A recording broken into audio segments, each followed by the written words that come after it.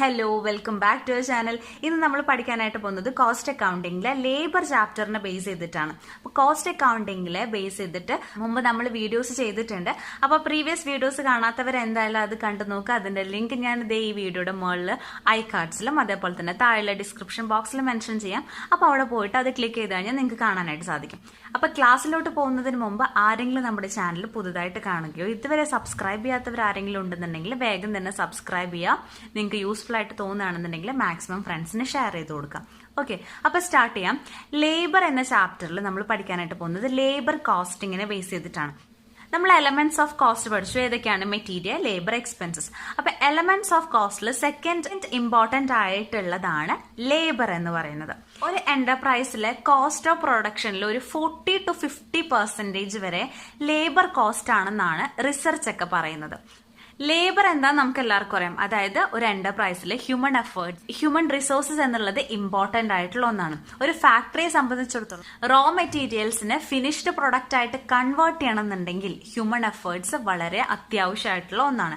അതിനെയാണ് ഈ ലേബർ എന്ന് പറയുന്നത്. ഓക്കെ, ലേബർ രണ്ടായിട്ട് ഇവിടെ ക്ലാസിഫൈ ചെയ്തിട്ടുണ്ട്: ഡയറക്ട് ലേബറും ആൻഡ് ഇൻഡയറക്ട് ലേബറും. അപ്പൊ എന്താണ് ഡയറക്ട് ലേബർ?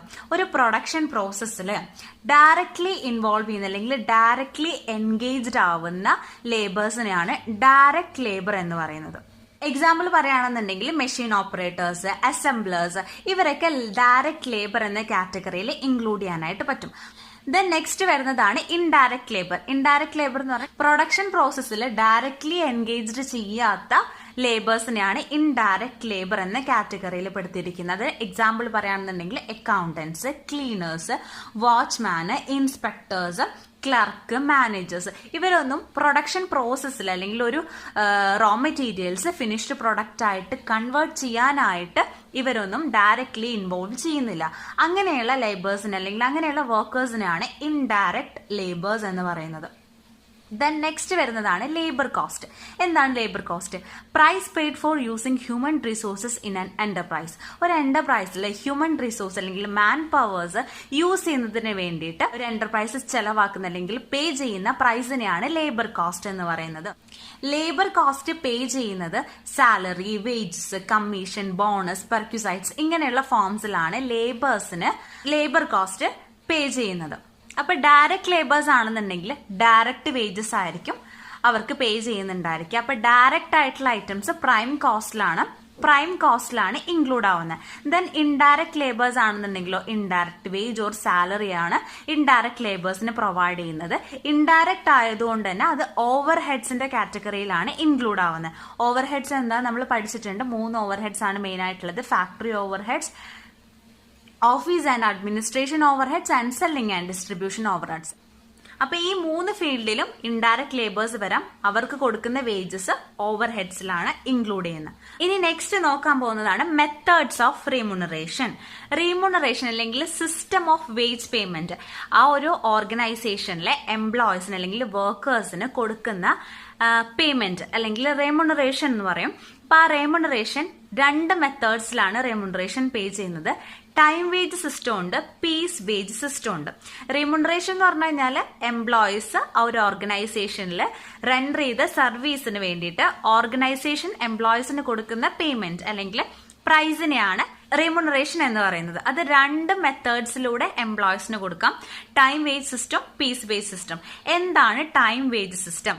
ടൈം വേജ് സിസ്റ്റത്തിൽ ഒരു എംപ്ലോയി ഒരു പെർട്ടിക്കുലർ വർക്കിൽ എത്രത്തോളം ടൈം സ്പെൻഡ് ചെയ്യുന്നുണ്ട്. ടൈം വേജ് സിസ്റ്റത്തിൽ കൺസിഡർ ചെയ്യുന്ന മെയിൻ ഇമ്പോർട്ടന്റ് ഫാക്ടറാണ് ടൈം എന്ന് പറയുന്നത്. ഒരു വർക്കറിന് വേജ് പേ ചെയ്യുന്നത് അയാള് ആ ഒരു വർക്കില് സ്പെൻഡ് ചെയ്തിട്ടുള്ള ടൈമിന്റെ ബേസിസിലാണ്. ദെൻ പെർ ഹവറിന് ഇത്ര റേറ്റ് അവര് ഫിക്സ് ചെയ്തിട്ടുണ്ടായിരിക്കും. അപ്പൊ അതിനനുസരിച്ചിട്ടാണ് വേജസ് ആ വർക്കറിന് കൊടുക്കുന്നുണ്ടായിരിക്കുക. ദെൻ അതിന്റെ ഫോർമുലയാണ് വരുന്നത് earnings is equal to hours worked into rate per hour. 10 മണിക്കൂറാണ് ഒരു വർക്കർ ആ ഒരു ഓർഗനൈസേഷനിൽ വർക്ക് ചെയ്തിട്ടുണ്ടെങ്കിൽ ദെൻ റേറ്റ് പെർ ഹവർ വന്നിട്ട് 2 rupees ആണെന്നുണ്ടെങ്കിൽ എന്താ 10 into 2 is equal to 20 rupees ആണ് ആ വർക്കറിന് കിട്ടുന്ന വേജ് ഓൺ ടൈം വേജ് സിസ്റ്റത്തില്. ക്ലിയർ? ഇനി നെക്സ്റ്റ് വരുന്നത് പീസ് വേജ് സിസ്റ്റം ആണ്. ടൈം എന്ന ഫാക്ടർ ഇവിടെ കൺസിഡർ ചെയ്യുന്നില്ല. ഇവിടെ കൺസിഡർ ചെയ്യുന്ന ഇമ്പോർട്ടന്റ് ആയിട്ടുള്ള ഫാക്ടർ എന്താണ്? Number of output produced or number of quantity produced by worker. ഒരു വർക്കർ പ്രൊഡ്യൂസ് ചെയ്യുന്ന നമ്പർ ഓഫ് യൂണിറ്റ്സിന്റെ ബേസിലാണ് ഇവിടെ വേജ് പേ ചെയ്യുന്നത്. അപ്പോൾ ഇവിടെ പെർ ഹവറിന്റെ റേറ്റ് ആണെന്നുണ്ടെങ്കിൽ ഇവിടെ പെർ പീസിനാണ് റേറ്റ്, അല്ലെങ്കിൽ പെർ യൂണിറ്റിനാണ് റേറ്റ് ഓർഗനൈസേഷൻ ഫിക്സ് ചെയ്തിട്ടുണ്ടായിരിക്കുക. ദെൻ അതിന്റെ ഇക്വേഷൻ വരുന്നത് earnings is equal to number of units produced into piece rate.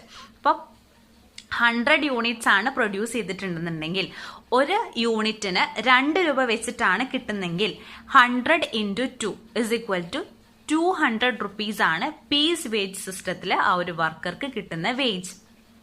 Clear ആയെന്ന് വിചാരിക്കുന്നു. ഇമ്പോർട്ടന്റ് ആണ് മെത്തേഡ്സ് ഓഫ് റിമ്യൂണറേഷൻ. ഇനി നെക്സ്റ്റ് നോക്കുന്നത് types of piece rate system. Piece rate system 4 types ഉണ്ട്. First വരുന്നതാണ് സ്ട്രേറ്റ് പീസ് റേറ്റ്. ഈ straight piece റേറ്റിൽ ഓരോ യൂണിറ്റ്സിനും ഇത്ര റേറ്റ് ആണെന്നുള്ളത് ഓർഗനൈസേഷൻ ഫിക്സ് ചെയ്തിട്ടുണ്ടായിരിക്കും. അതാണ് ഇതിന്റെ പ്രത്യേകത. ഇക്വേഷൻ വരുന്നത് number of units produced into rate per unit. ഇവിടെ റേറ്റ് പെർ യൂണിറ്റ് എന്ന് പറയുന്നത് is a straight piece rate ആണ്. സ്ട്രേറ്റ് പീസ് റേറ്റിനെയാണ് റേറ്റ് പെർ യൂണിറ്റ് എന്ന് പറയുന്നത്. ഇത് ഓർഗനൈസേഷൻ ഫിക്സ് ചെയ്തിട്ടുണ്ടായിരിക്കും. നമ്പർ ഓഫ് യൂണിറ്റ്സ് പ്രൊഡ്യൂസ് ചെയ്തതിനനുസരിച്ചിട്ടായിരിക്കും വർക്കേഴ്സിന് വേജസ് പ്രൊവൈഡ് ചെയ്യുന്നുണ്ടാവുക. ഇപ്പൊ എക്സാമ്പിൾ പറയുകയാണെന്നുണ്ടെങ്കിൽ എക്സ് എന്ന വർക്കർ 10 യൂണിറ്റ് ആണ് പ്രൊഡ്യൂസ് ചെയ്തിട്ടുള്ളത്. Straight piece rate or rate per unit വന്നിട്ട് 2 rupees ആണെന്നുണ്ടെങ്കിൽ 10 into 2 is equal to 20 rupees ആണ് വേജസ് ആയിട്ട് കൊടുക്കുന്നത്. അല്ലെങ്കിൽ 5 യൂണിറ്റ്സ് ആണ്, വേറൊരു വർക്കർ 5 യൂണിറ്റ്സ് ആണ് പ്രൊഡ്യൂസ് ചെയ്തിട്ടുണ്ടെങ്കിൽ 5 into 2 ആയിരിക്കും. ദാറ്റ് ഇസ് ഈക്വൽ ടു 10 ആയിരിക്കും സ്ട്രേറ്റ് പീസ് റേറ്റില് വേജസ് പ്രൊവൈഡ് ചെയ്യുന്നുണ്ടായിരിക്കും. അതിന്റെ പ്രത്യേകത വന്നിട്ട് ഒരു ഫിക്സ്ഡ് റേറ്റ് പെർ യൂണിറ്റിന് അവിടെ ഫിക്സ് ചെയ്തിട്ടുണ്ടായിരിക്കും. ദെൻ നെക്സ്റ്റ് വരുന്നതാണ് piece rate with guarantee weekly wage. ഈ ഒരു കേസിൽ ഒരു ഗ്യാരണ്ടി അവിടെ സെറ്റ് ചെയ്തിട്ടുണ്ടായിരിക്കും. ഗ്യാരണ്ടി എന്ന് പറയുമ്പോൾ ഗ്യാരണ്ടിയുടെ amount is equal to time wage. Piece wage വന്നിട്ട് ടൈം വേജിനേക്കാളും കുറവാണെന്നുണ്ടെങ്കിൽ ആ പെർട്ടിക്കുലർ എംപ്ലോയിക്ക് ടൈം വേജിലായിരിക്കും പേയ്മെന്റ് കിട്ടുന്നുണ്ടായിരിക്കും. അപ്പൊ ഒരു ഗ്യാരണ്ടി ആണ് അവിടെ പ്രൊവൈഡ് ചെയ്യുന്നുള്ളത്. പീസ് വേജ് കുറവാണെന്നുണ്ടെങ്കിൽ ആ ഒരു എംപ്ലോയിക്ക് ടൈം വേജ് എന്തായാലും കിട്ടിയിരിക്കും. ക്ലിയർ. ഇനി ഡിഫറൻഷ്യൽ പീസ് റേറ്റ് വരുന്നത് 2 അതിലധികമോ പീസ് റേറ്റ് അവിടെ ഫിക്സ് ചെയ്യും. അതായത് ലെവൽ ഓഫ് പെർഫോമൻസിനനുസരിച്ചിട്ടായിരിക്കും പീസ് റേറ്റ് വരുന്നത്. ഒന്നെങ്കിൽ ഹയർ പീസ് റേറ്റ് ഉണ്ടായിരിക്കും, അല്ലെങ്കിൽ ലോവർ പീസ് റേറ്റ് ഉണ്ടായിരിക്കും. ഒരു സ്റ്റാൻഡേർഡ് അവിടെ ഫിക്സ് ചെയ്തിട്ടുണ്ടായിരിക്കും. ഇപ്പൊ എക്സാമ്പിൾ പറയുകയാണെങ്കിൽ 100 യൂണിറ്റ് പ്രൊഡ്യൂസ് ചെയ്യണമെന്നാണ് ആ ഓർഗനൈസേഷൻ ഫിക്സ് ചെയ്തിട്ടുള്ള സ്റ്റാൻഡേർഡ് എങ്കിൽ ഒരു എംപ്ലോയി 80 യൂണിറ്റ്സ് ആണ് പ്രൊഡ്യൂസ് ചെയ്യുന്നതെങ്കിൽ ഇത് ബിലോ സ്റ്റാൻഡേർഡ് ആണ്. ലെവൽ ഓഫ് സ്റ്റാൻഡേർഡിന് താഴെയാണ് 80 യൂണിറ്റ്സ്. സോ അയാൾക്ക് കിട്ടുന്നുണ്ടായിരിക്കുക ലോ പീസ് റേറ്റ് ആയിരിക്കും. വേറൊരു എംപ്ലോയി 120 യൂണിറ്റ്സ് പ്രൊഡ്യൂസ് ചെയ്തു. അപ്പൊ അതെന്താണ്? എബവ് സ്റ്റാൻഡേർഡ് ആണ്. So at and above standard ആവുമ്പോൾ അവിടെ എന്താണ്? ഹൈ പീസ് റേറ്റ് ആയിരിക്കും പ്രൊവൈഡ് ചെയ്യുന്നുണ്ടാവുക. അതാണ് ഡിഫറൻഷ്യൽ പീസ് റേറ്റ് എന്ന് പറയുന്നത്. ദെൻ നെക്സ്റ്റ് വരുന്നതാണ് ഗ്രൂപ്പ് പീസ് റേറ്റ്. ഈ ഒരു സിസ്റ്റം പ്രകാരം ചില വർക്കേഴ്സ് ഗ്രൂപ്പായിട്ട് വർക്ക് ചെയ്യുന്ന വർക്കേഴ്സ് ഉണ്ടായിരിക്കും. അവർക്ക് ഒരുമിച്ചിട്ടായിരിക്കും പേയ്മെന്റ് കൊടുക്കുന്നുണ്ടാവുക. ഈ ഒരു സിറ്റുവേഷനിലാണ് ഗ്രൂപ്പ് പീസ് റേറ്റ് കൺസിഡർ ചെയ്യുന്നത്. ഓക്കെ, ഇത് ക്ലിയർ ആയെന്ന് വിചാരിക്കുന്നു. Type of piece rate system ആണ് straight piece rate, piece rate with guarantee weekly wage, differential piece rate, group piece rate. Time and piece വേജിന്റെ ഒരു ക്വസ്റ്റ്യൻ ചെയ്യാം. ക്വസ്റ്റ്യൻ വായിക്കാം. Mister X a worker in a factory is paid on time basis. Time ബേസിസിലാണ് pay ചെയ്തിട്ടുള്ളത്. Wage rate per hour is ₹1.5 and he has worked for 12 hours. 12 hours ആണ് work ചെയ്തിട്ടുള്ളത്. Per ഹവറിനുള്ള rate 1.5 ആണ്. ഇങ്ങനെയാണ് time ബേസില് wage calculate ചെയ്യുന്നത്. Hours worked into rate per hour. Okay, ഇതിൽ ഹവേഴ്സ് വർക്ക്ഡ് 12 hours ആണ് വർക്ക് ചെയ്തിട്ടുള്ളത്. So 12 into rate per hour വന്നിട്ട് 1.5 ഇസ് ഈക്വൽ 18 rupees ആണ് ടൈം വേജ് ബേസിൽ മിസ്റ്റർ എക്സിന് കിട്ടുന്ന വേജ്. ദെൻ നെക്സ്റ്റ് വരുന്നത് mister Z another worker is paid on piece ബേസിസിലാണ് പേ ചെയ്തിട്ടുള്ളത്. ഹിസ് ഔട്ട്പുട്ട് വാസ് 157 യൂണിറ്റ് ആണ്. Rate of wage per piece 3 rupees. Output produce ചെയ്തിട്ടുള്ളത് 157 യൂണിറ്റ്സ് ആണ്. ഓരോ പെർ യൂണിറ്റിനുള്ള റേറ്റ് വന്നിട്ട് 3 rupees ആണ്. സോ പീസ് വേജ് സിസ്റ്റത്തില് ടോട്ടൽ ഏർണിങ്സ് വരുന്നത് number of unit produced into piece റേറ്റ്. Rate number of unit produce ചെയ്തിട്ടുള്ളത് 157 യൂണിറ്റ്സും rate of wage per piece വന്നിട്ട് 3 rupees ആണ്. So 157 3 471 rupees. ഇതാണ് പീസ് വേജ് സിസ്റ്റത്തില് മിസ്റ്റർ സെഡ് വർക്കറിന്റെ വേജ് വരുന്നത്. ഇനി നെക്സ്റ്റ് നമ്മൾ നോക്കാനായിട്ട് പോകുന്നത് premium bonus plan or incentive plan. നമ്മൾ റീമുണറേഷൻ എന്താന്ന് പഠിച്ചു. അതായത് ഒരു പെർട്ടിക്കുലർ വർക്കർ ആ ഒരു പെർട്ടിക്കുലർ ഓർഗനൈസേഷനിൽ സർവീസ് റെൻഡർ ചെയ്യുന്ന സർവീസിന് ഒരു ഓർഗനൈസേഷൻ എംപ്ലോയിക്ക് അല്ലെങ്കിൽ വർക്കറിന് കൊടുക്കുന്ന പേയ്മെന്റ് ആണ് റെമുണറേഷൻ. പക്ഷെ ഇൻസെന്റീവ് എന്ന് പറയുന്നത് അതിലും കുറച്ച് വ്യത്യാസമായിട്ടുള്ളതാണ്. അതായത് റീമുണറേഷൻ കൂടാണ്ട് എക്സ്ട്രാ ബെനിഫിറ്റ് ഓർഗനൈസേഷൻ എംപ്ലോയീസിന് പ്രൊവൈഡ് ചെയ്യുന്നതിനാണ് ഇൻസെന്റീവ് എന്ന് പറയുന്നത്. ഇവിടെ ഒരു ഡെഫിനിഷൻ കാണാം. Florence define incentive plan has giving a worker an opportunity to earn something in exchange for more productivity. കൂടുതൽ പ്രൊഡക്ടിവിറ്റി അല്ലെങ്കിൽ കൂടുതൽ ലെവൽ ഓഫ് പെർഫോമൻസിലൂടെ കൂടുതലായിട്ട് ആ ഒരു വർക്കർക്ക് ഏൺ ചെയ്യാനുള്ള ഒരു ഓപ്പർച്യൂണിറ്റിയാണ് ഇൻസെന്റീവ് സ്കീം എന്ന് പറയുന്നത്. ഇൻസെന്റീവ് സ്കീം എന്ന് പറയുന്നത് it's a benefit to worker. ഒരു വർക്കർക്ക് കിട്ടുന്ന, ഒരു ഓർഗനൈസേഷനിൽ വർക്കർക്ക് കിട്ടുന്ന ബെനിഫിറ്റ് ആണ്. അയാളുടെ ലെവൽ ഓഫ് പെർഫോമൻസിനനുസരിച്ചിട്ടായിരിക്കും ഇൻസെന്റീവ് ആ ഓർഗനൈസേഷൻ പ്രൊവൈഡ് ചെയ്യുന്നുണ്ടായിരിക്കാം. ഓർഗനൈസേഷൻ ഇൻസെന്റീവ് സ്കീംസ് ഇംപ്ലിമെന്റ് ചെയ്യുന്നതിന്റെ മേജർ ആയിട്ടുള്ള ഒബ്ജക്റ്റീവ്സ് വന്നിട്ട് പ്രൊഡക്ഷൻ സ്റ്റിമുലേറ്റ് ചെയ്യാൻ വേണ്ടിയിട്ടാണ്. ഹൈ ലെവൽ ഓഫ് പ്രൊഡക്ഷൻ ഉണ്ടാവുക, പിന്നെ പ്രൊഡക്ഷന്റെ കോസ്റ്റ് കുറയ്ക്കാൻ വേണ്ടിയിട്ടും എംപ്ലോയീസിന് ഇഫക്റ്റീവ് ആയിട്ടുള്ള റിവാർഡ്സിന് വേണ്ടിയിട്ടാണ് ഓർഗനൈസേഷൻ ഇൻസെന്റീവ് പ്ലാൻ അല്ലെങ്കിൽ ഇൻസെന്റീവ് സ്കീം ഇംപ്ലിമെന്റ് ചെയ്യുന്നത്.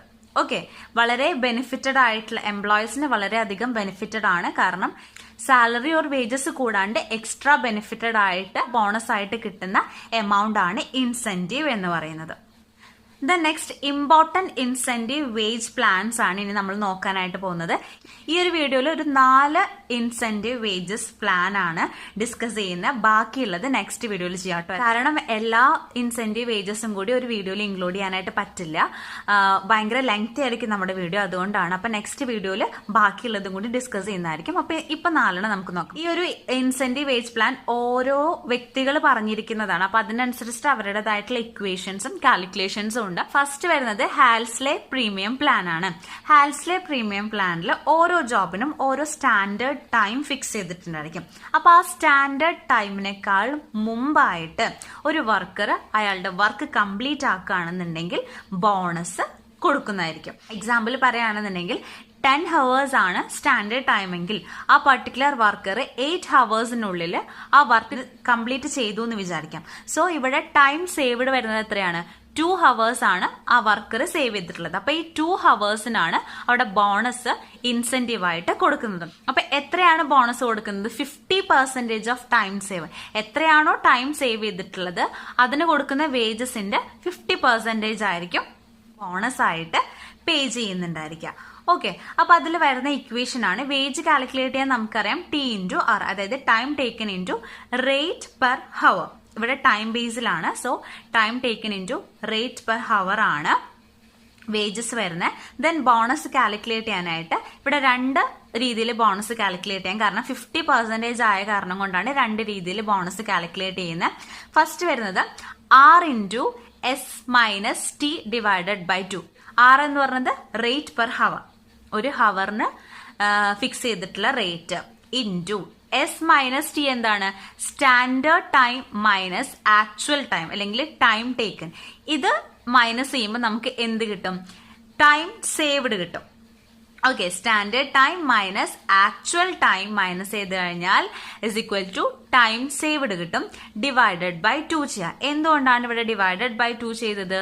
50% ആണ് ബോണസ് പേ ചെയ്യുന്നത്. അതായത് 50-50 ആണ് ബോണസ് പേ ചെയ്യുന്നത്. സോ ഈ ഒരു ഹാൽസ്ലെ പ്രീമിയം പ്ലാനിന് 50-50 പ്ലാൻ എന്നും അതേപോലെ തന്നെ സ്പ്ലിറ്റ് ബോണസ് പ്ലാൻ എന്നും പറയൂ കേട്ടോ.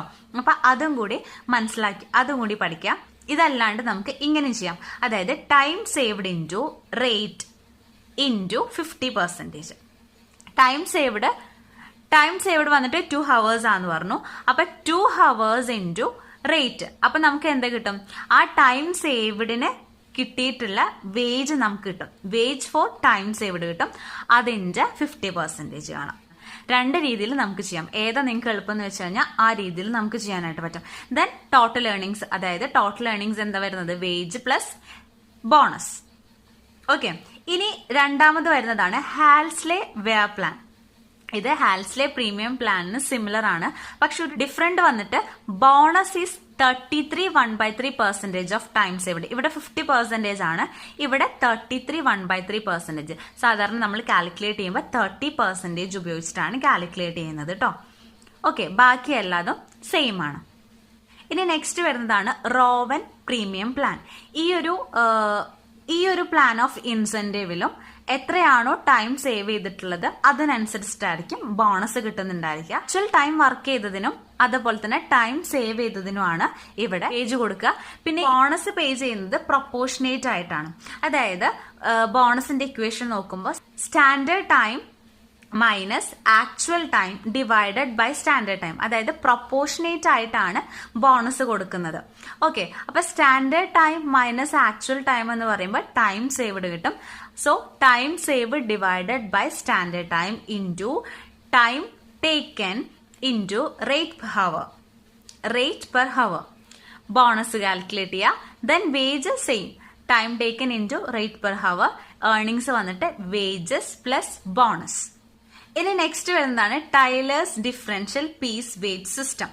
അപ്പൊ ഇതില് 2 പീസ് റേറ്റ് ആണ് ഡിറ്റർമൈൻ ചെയ്യുന്നത്. ഒന്ന് ലോ പീസ് റേറ്റും രണ്ടാമത്തത് ഹൈ പീസ് റേറ്റും. ഓർഗനൈസേഷൻ ഒരു standard level of output produce ചെയ്യുന്നത് ഫിക്സ് ചെയ്തിട്ടുണ്ടായിരിക്കും. അതിന് താഴെയാണ് പ്രൊഡക്ഷൻ നടന്നതെങ്കിൽ അതിന് ലോ റേറ്റ് ആയിരിക്കും കിട്ടുന്നുണ്ടായിരിക്കാം. അതിന് മുകളിലാണെന്നുണ്ടെങ്കിൽ ഹൈ പീസ് റേറ്റ് ആണ് കിട്ടുന്നുണ്ടായിരിക്കാം. ഇവിടെ 2 കണ്ടീഷനാണ് വന്നിട്ടുള്ളത്.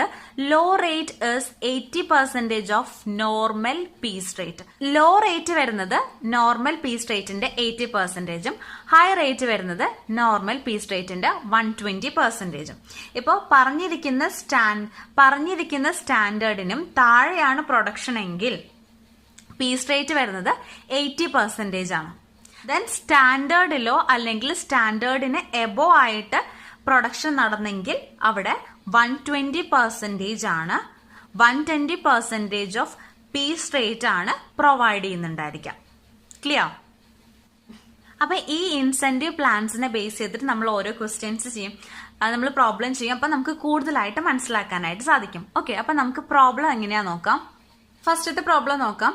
ഈ ഒരു പ്രോബ്ലത്തിൽ നമുക്ക് ആദ്യം പറഞ്ഞിരിക്കുന്ന Halsey premium plan, then Halsey Weir plan, then Rowan premium plan, ഈ 3 ഇൻസെന്റീവ് പ്ലാന് ഈ ഒരു ഒറ്റ പ്രോബ്ലത്തിൽ എങ്ങനെയാ ചെയ്യുന്നതെന്ന് ആദ്യം നോക്കാം. അപ്പൊ പ്രോബ്ലം വായിക്കാം. The standard time for job is 10 hours, actual time taken is 8 hours, wage rate per hour is ₹5. Calculate earnings and effective rate of earnings per hour under Halsey plan, Rowan plan and Halsey Weir plan. Okay, അപ്പൊ ഇതിൽ പറഞ്ഞിരിക്കുന്ന ഓരോന്നും നമുക്ക് എടുത്ത് എഴുതാം. അതായത് standard time വരുന്നത് 10 hours ആണ്. ആക്ച്വൽ ടൈം അല്ലെങ്കിൽ ടൈം ടേക്കൻ വരുന്നത് 8 hours ആണ്. പെർ ഹവറിൽ വേജ് റേറ്റ് ഫിക്സ് ചെയ്തിട്ടുള്ളത് ₹5 ആണ്. ഓക്കെ, അപ്പൊ ഇത് ആദ്യം ഇമ്പോർട്ടന്റ് ആയിട്ടുള്ളത് ആദ്യം നമുക്ക് എടുത്ത് എഴുതാം. നമ്മൾ അത് എടുത്തെഴുതി നമുക്ക് വേജസ് എങ്ങനെ കാൽക്കുലേറ്റ് ചെയ്യുന്നത്? Wages is equal to time taken into rate per hour. Time taken വന്നിട്ട് 8 hours, റേറ്റ് പെർ ഹവർ 5 ആണ്. അപ്പൊ 8 × 5 ഇസ് ഇക്വൽ ടു ₹40 ആണ് വേജസ് ആയിട്ട് ഉള്ളത്. ഓക്കെ, ഇനി നമുക്ക് ബോണസ് ആണ് കാൽക്കുലേറ്റ് ചെയ്യേണ്ടത്. ബോണസ് കാൽക്കുലേറ്റ് ചെയ്യാനായിട്ട് രണ്ട് രീതിയിലും ചെയ്ത് കാണിച്ചു തരാം. ഫസ്റ്റ് വന്നിട്ട് rate per hour into standard time minus actual time divided by 2. അപ്പൊ റേറ്റ് വരുന്നത് എത്രയാണ്? 5 ആണ്. ഇൻറ്റു സ്റ്റാൻഡേർഡ് ടൈം വന്നിട്ട് 10 ഹവേഴ്സും ആക്ച്വൽ ടൈം വന്നിട്ട് 8 ഹവേഴ്സും. അപ്പൊ 10 മൈനസ് 8 ഡിവൈഡഡ് ബൈ 2. അപ്പൊ എത്രയാ വരുന്നത്? 10 മൈനസ് 8 is equal to 2. അപ്പൊ 5 into 2 divided by 2 is equal to 5. അപ്പൊ ദെൻ ഇനി അടുത്ത രീതിയിൽ നമുക്ക് ചെയ്യാം. ടൈം സേവ്ഡ് എങ്ങനെ കാൽക്കുലേറ്റ് ചെയ്യുന്നത്? 10 മൈനസ് 8 is equal to 2 ആണ് time saved. Then into rate per hour വന്നിട്ട് 5 ആണ്. അപ്പൊ 5 into 50 divided by 100. So 2 into 5 is equal to 10. 10 into 50 divided by 100 വരുമ്പോൾ എത്രയാ വരുന്നത്? 5. 10 into 50% 5. Okay. Then total earnings is equal to wages plus bonus. Wage നമ്മൾ calculate ചെയ്തു 40. Then bonus 5. 40 plus 5 is equal to 45. ഇത് വേജസും ബോണസും separate ആയിട്ട് കാണാം, അല്ലെങ്കിൽ രണ്ടും കൂടി ഒരുമിച്ചിട്ട്, അതായത് രണ്ടും കൂടി ഒരുമിച്ച് കാണുമ്പോൾ എങ്ങനെ കാണാം? T into r plus r into s minus t divided by 2 അങ്ങനെ കാൽക്കുലേറ്റ് ചെയ്യാം. അപ്പോൾ ഒരുമിച്ച് നമുക്ക് ഇതിന്റെ ഏർണിംഗ്സിന്റെ ഉത്തരം കിട്ടും. അല്ലെങ്കിൽ വേജസ് കാൽക്കുലേറ്റ് ചെയ്ത് പിന്നെ ബോണസ് കാൽക്കുലേറ്റ് ചെയ്തിട്ടും ചെയ്യാം. ഇനി ഇതുപോലെ ഹാൽസ്ലെ വെയർ പ്ലാൻ എങ്ങനെയാണ് കാൽക്കുലേറ്റ് ചെയ്യുന്നത് നോക്കാം. അതില് വേജസ് വരുന്നത് സെയിം തന്നെയാണ്, അതായത് ടി ഇൻറ്റു ആർ. ഇവിടെ ടി ഇൻറ്റു ആർ നമ്മൾ കണ്ടുപിടിച്ചു. 8 ഇൻറ്റു 5 is equal to 40 ആണ് വേജസ് വരുന്നത്. ഇനി ബോണസ് എങ്ങനെ കാൽക്കുലേറ്റ് ചെയ്യാൻ നോക്കാം. ബോണസ് വരുന്നത് time saved into rate into 30 divided by 100. 30% ആണ്. അതായത് ഹാൽസ്ലെ പ്രീമിയം പ്ലാനിൽ എങ്ങനെയാണോ ബോണസ് കാൽക്കുലേറ്റ് ചെയ്തത് അതേ സെയിം ഇക്വേഷൻ ആണ്, പക്ഷെ പെർസെന്റേജ് ഓഫ് ബോണസ് മാത്രമാണ് ഇവിടെ ഡിഫറെന്റ് ആയിട്ടുള്ളതുള്ളൂ. ഈ ഒരു കേസിൽ ഹാൽസ്ലെ വെയർ പ്ലാനിൽ രണ്ട് രീതിയിലും ചെയ്യാൻ പറ്റില്ല, കാരണം ഇവിടെ പെർസെന്റേജ് 30 ആണ്. 50% ആയ കാരണം കൊണ്ടാണ് ഈ ഒരു ഇക്വേഷനിൽ നമുക്ക് യൂസ് ചെയ്യാനായിട്ട് പറ്റിയത്. സോ ഹാൽസ്ലെ വെയർ പ്ലാനിൽ ഈ ഒരു ഇക്വേഷൻ ആണ് നമ്മൾ യൂസ് ചെയ്യുന്നത്. Time saved into rate per hour into 30%. So time saved വരുന്നത് എത്രയാണ്? 10 ഹവേഴ്സ് ആണ് സ്റ്റാൻഡേർഡ് ടൈം. ആക്ച്വൽ ടൈം വന്നിട്ട് 8 ഹവേഴ്സ്. അപ്പൊ 10 minus 8 is equal to 2 into rate per hour 5 into 30 divided by 100. So 10 into 30 divided by 100 is equal to 3. Okay. ഇനി total earnings calculate ചെയ്യാൻ വേണ്ടിയിട്ട് 40 plus 3 is equal to 43 ആണ് total earnings വരുന്നത്. ഹാൽസ്ലെ wear പ്ലാനിലെ total earnings ആയിട്ട് വരുന്നത് 43 ആണ്. ഇനി next rowan premium പ്ലാനിൽ എങ്ങനെയാണ് കാൽക്കുലേറ്റ് ചെയ്യുന്നത് നോക്കാം. അതിനായിട്ട് റോവൻ പ്രീമിയം പ്ലാനിലെ ഇക്വേഷൻ വരുന്നത്, റോവൻസ് പ്രീമിയം പ്ലാനിൽ ബോണസ് കാൽക്കുലേറ്റ് ചെയ്യാനായിട്ട് വരുന്ന ഇക്വേഷൻ ആണ് standard time minus time taken divided by standard time into time taken into rate per hour. Okay. അപ്പൊ അതില് സ്റ്റാൻഡേർഡ് ടൈം നമുക്ക് ക്വസ്റ്റ്യനിൽ തന്നിരിക്കുന്നത് എത്രയാണ്? Standard hour 10 minus actual time taken 8 divided by standard time 10 into time taken 8 into rate per hour is equal to 5. So bonus is equal to 10 minus 8 is equal to 2 divided by 10 into 8 into 5 is equal to 40. So ഇത് നമുക്ക് എങ്ങനെ ചെയ്യാം?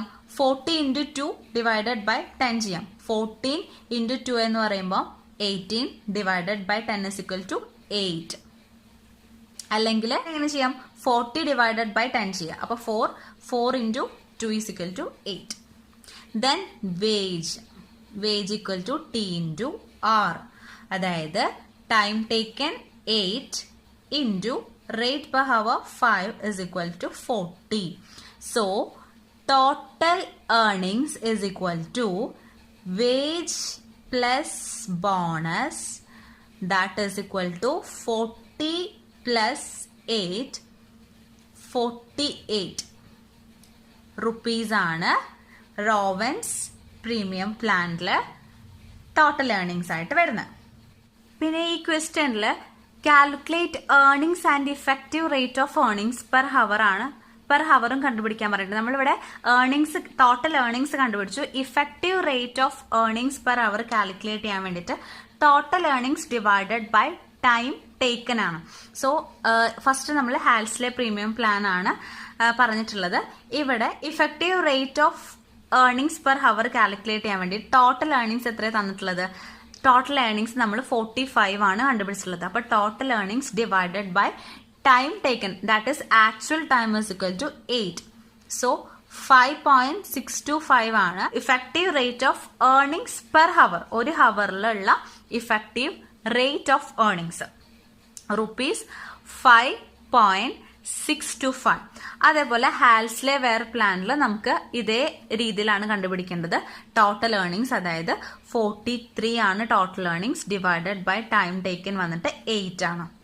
ഇവിടെ വരുന്നത് 5.37 effective rate of earnings per hour. ഈ Rowan's premium പ്ലാനിലും കണ്ടുപിടിക്കാം. Effective rate of earnings per hour is equal to total earnings divided by time taken. Total earnings വരുന്നത് 48 ആണ്. 48 divided by time taken 8 is equal to ₹6. Okay. ക്വസ്റ്റ്യനിൽ effective rate of earnings per hour calculate ചെയ്യാൻ പറഞ്ഞിട്ടുണ്ടെന്നുണ്ടെങ്കിൽ ഈ ഒരു ഇക്വേഷനിലാണ് calculate ചെയ്യുക. Total earnings നമ്മൾ ലാസ്റ്റ് കാൽക്കുലേറ്റ് ചെയ്യേണ്ടതാണ്. ടോട്ടൽ ഏർണിങ്സ് നമ്മൾ കണ്ടുപിടിച്ചിട്ടുണ്ടായിരിക്കും. ആ ടോട്ടൽ ഏർണിങ്സിനെ ടൈം നമ്മൾ ആക്ച്വൽ ആ വർക്ക് കംപ്ലീറ്റ് ആക്കാൻ എടുത്തിട്ടുള്ള ടൈമായിട്ട് ഡിവൈഡ് ചെയ്തിട്ടുണ്ടെന്നുണ്ടെങ്കിൽ effective rate of earnings per hour calculate ചെയ്യാനായിട്ട് പറ്റും. ഇത് നമുക്ക് ടൈലേഴ്സ് ഡിഫറൻഷ്യൽ പീസ് റേറ്റ് സിസ്റ്റത്തിൽ ഒരു പ്രോബ്ലം നോക്കാം.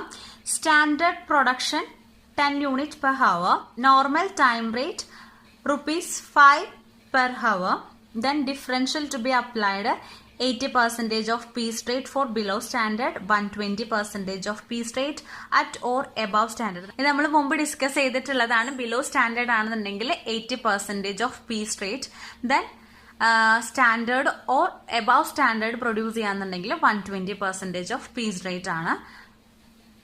then next പറയുന്നത് in a 10-hour day, X produced 80 units and Y produced 110 units. Calculate the wage of 2 workers under Taylor differential piece rate system. 10 ഹവറിൽ X produce ചെയ്തിട്ടുള്ളത് 80 യൂണിറ്റും then Y produce ചെയ്തിട്ടുള്ളത് 110 യൂണിറ്റ്സുമാണ്. Standard production ഇവിടെ പറഞ്ഞിട്ടുള്ളത് ഒരു ഹവറിൽ 10 unit ആണ്. ഇവിടെ 2 വർക്കേഴ്സും എടുത്തിരിക്കുന്ന ഹവർ വന്നിട്ട് 10 hours ആണ്. ഇവിടെ തന്നിരിക്കുന്നത് പെർ ഹവറിലെ സ്റ്റാൻഡേർഡ് ഔട്ട്പുട്ട് ആണ്.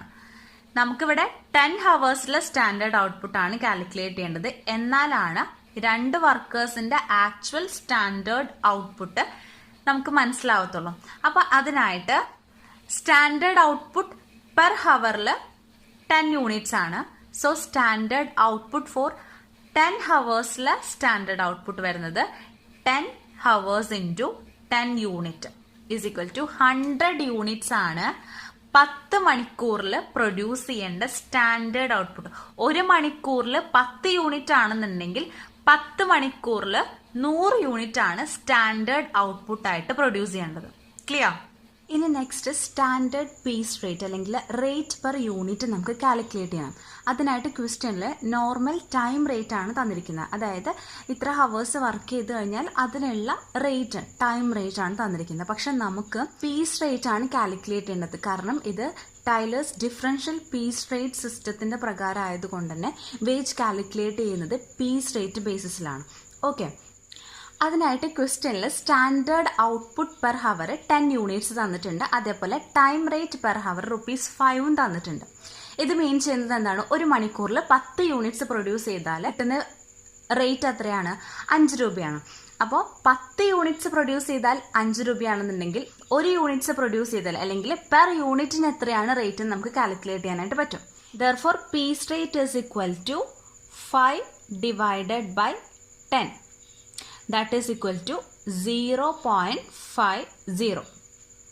ഇതെങ്ങനെ കിട്ടുന്നത്? പീസ് റേറ്റ് കാണാനായിട്ടുള്ള ഫോർമുല വരുന്നത് time rate divided by standard output per hour. Okay, അത് തന്നെയാണ് നമ്മൾ ഇവിടെ ചെയ്തിട്ടുള്ളത്. 10 യൂണിറ്റ്സ് പ്രൊഡ്യൂസ് ചെയ്യുമ്പോൾ 5 രൂപയാണെന്നുണ്ടെങ്കിൽ 1 യൂണിറ്റ് പ്രൊഡ്യൂസ് ചെയ്യുമ്പോൾ 5 divided by time rate divided by standard output per hour.